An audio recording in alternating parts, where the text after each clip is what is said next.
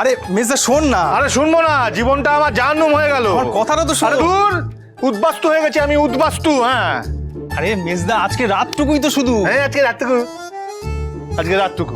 আর কত ভোগান্তি আছে একমাত্র ভগবানই জানে। আরে কি বলছিস তুই? সব ভোগান্তি তো আজ রাতেই শেষ। মানে কাল থেকে তোরা এক ঘরে থাকবি তো, তুই আর বৌদি। ধ্যাৎ, আরে ওটাই তো আরো চাপ। বেশ ছিলাম, একা একা ছিলাম, নিজের মতো থাকতাম, এদিক ওদিক এদিক সেদিক করতাম। এখন একটা উটকো ঝামেলা ঘরের মধ্যে ঢুকেছে। এটা ভীষণ প্রবলেমেটিক প্রবলেম। কেন? বড় বউ যেভাবে থাকে সেভাবে থাকবি। আর দেখবি থাকতে থাকতে জড়িয়ে গেছিস, তারপর দেখবি একদিন ভালোবেসে ফেলেছিস। ভালো। আমার কিছু করার নেই মহারাজ, তোমার থেকে আমার কিচ্ছু পাওয়ার নেই। সো সম্পর্কটা এখানে থামাই ভালো। কি হলো? আরে মন রাখা কথা বলছি না, এইটাই হবে, তুই মিলিয়ে নিস।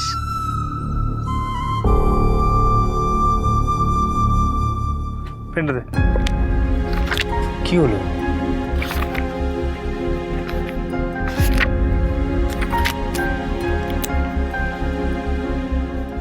কি রে, মানে এত রাত বিরেতে কি লিখছিস? দাঁড়া না।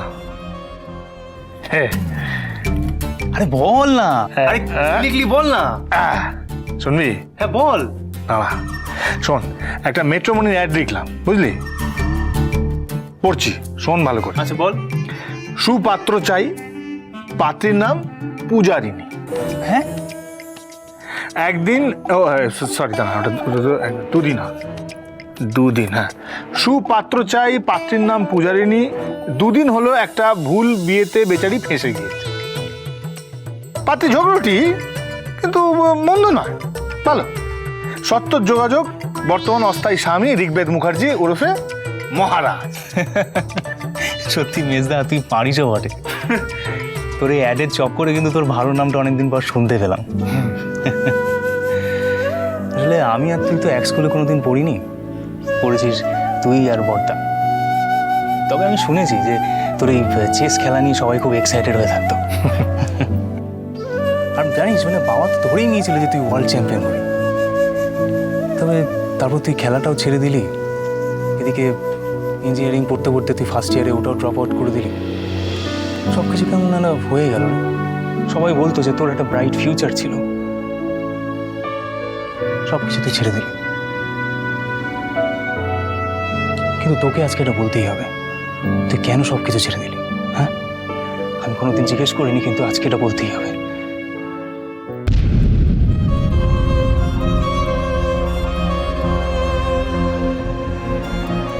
আমি সব জানি, এই সব নাটক হচ্ছে যাতে আমার সাথে কথা না বলতে হয়।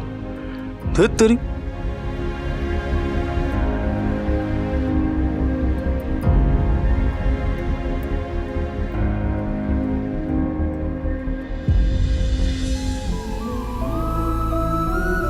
আজ তোরা জেনে না জেনে আমার ক্ষততে কত আঘাত করলি রে। কেন করিস বারবার? আমাকে পুরনো কথা কেন ভুলে থাকতে দিস না?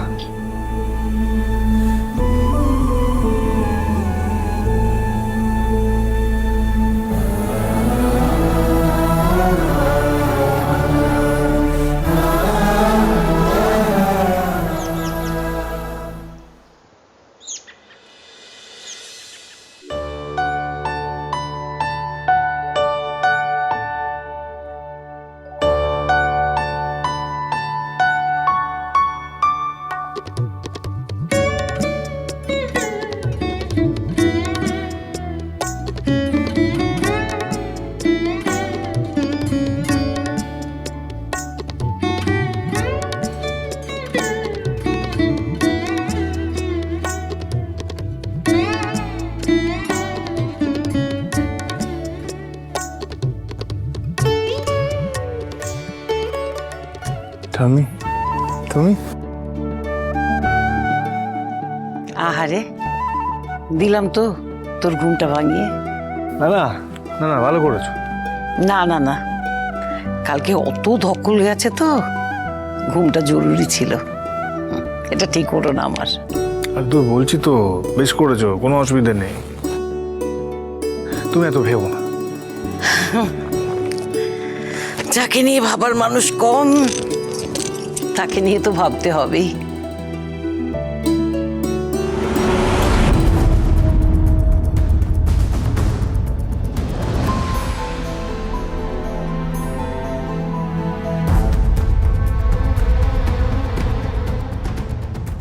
বাহ, এসেই খবরের কাগজটা মুখে নিয়ে বসে পড়লে? আমার কাগজ পড়া নিয়েও আপনার আপত্তি মা? কাল থেকে অনেক নাটক করেছো বৌমা, অনেক নাটক করেছো। কাগজ পড়তে বসছে। দুনিয়ার খবর না নিয়ে নিজের ঘরের খবরটাকে রাখো। কি কি করণীয় সেগুলো আগে করো। আমার আবার কি করণীয়? আজকে মহারাজ আর পূজারিনীর বউ ভাত, ভাত কাপড়ের ব্যবস্থা করো। কি কি লাগবে না লাগবে সমস্ত গুছিয়ে নাও।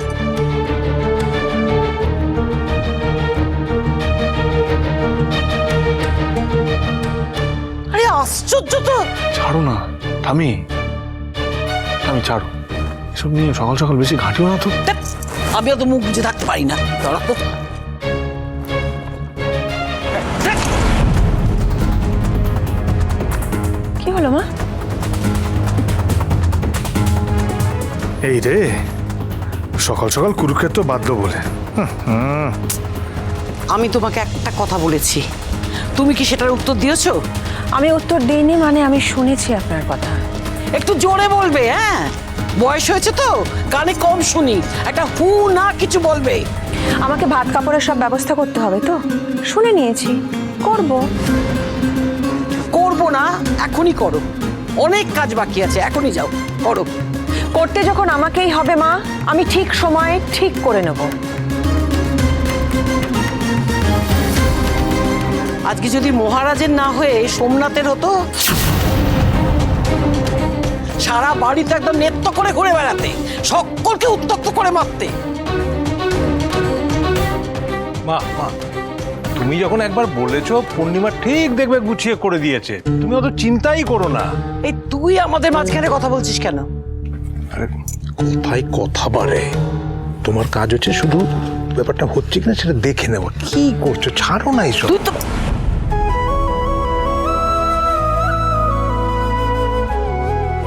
ও মা, দেখ দেখ নাথ বউকে দেখ, কি সুন্দর লাগছে দেখ।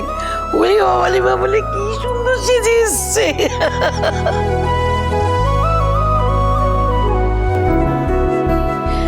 দেখি দেখি দেখি দেখি, কারো যেন আবার নজর না লাগে। ওমা ওমা, পূজা মায়ের এখন তো কোনো কাজ নেই, তাই তো? কাজ নেই, কিন্তু একটু দরকার আছে আমার। এ দেখো, আবার কিসের দরকার? চলো তো মা, তোমাকে এবারই ঠাকুর ঘরটা দেখাই। এসো না তো, এসো।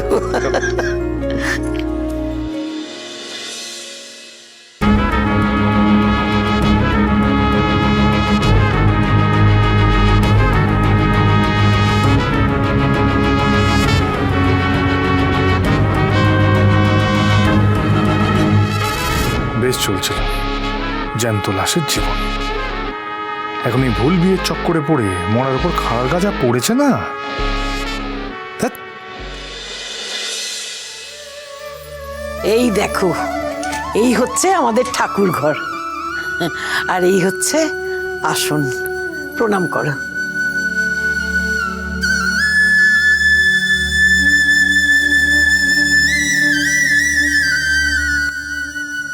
এই নাও, এই শাড়ি, আলতা, সিঁদুর ঠাকুরের পায়ের কাছে রাখো। আর এই যে ফুলটা, এটা মঙ্গল ঘটের ওপর দাও। দিয়ে লক্ষ্মীনারায়ণের কাছে হাত জোর করে প্রার্থনা করো যে ঠাকুর, আমার আর মহারাজের সংসার যেন তোমাদের মতোই সুখ আর সমৃদ্ধিতে ভরে ওঠে।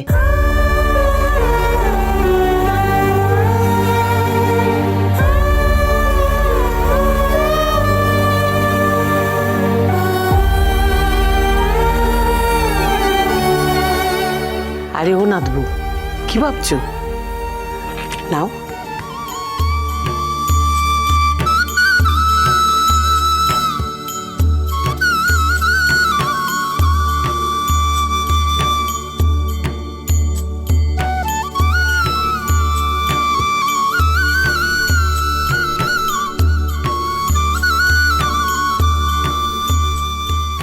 পূজামা, থালাতে তো পদ্ম ফুলটা রয়ে গেল, ওটা ঘটে দাও।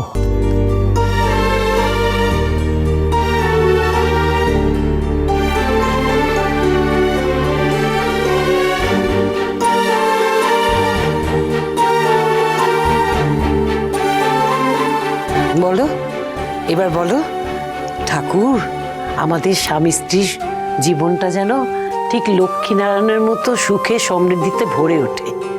বলো, যেন খুব সুখের হয়। লগ্নভ্রষ্ট হওয়ার ভয়ে যার গলায় মালা দিয়েছ, সে যে আসলে একটা জেলখাটা আসামি। ও খুন করেছে। হ্যাঁ, ও খুনি। কি হলো বৌমা? সুখে থাকবো কি করে? গুন্ডা তো শুধু গুন্ডা নয়, সে তো খুনিও।